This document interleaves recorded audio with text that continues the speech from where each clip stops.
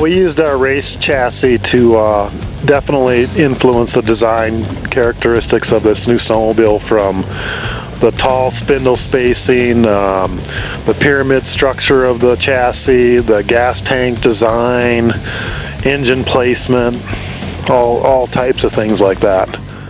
I think there's a few key characteristics in the sled that definitely stand out. Styling being one. The way we've tied our engine to our primary drive clutch to the secondary drive clutch to keep that belt tension consistent, that'll be a big thing. Weight placement. Also the ability of, we have 3 engine platforms in one chassis. 2 4-stroke engines and then our 800 2-stroke. Those are some big things. We put a lot of emphasis on weight reduction, especially in our trail type sleds like the F-Series.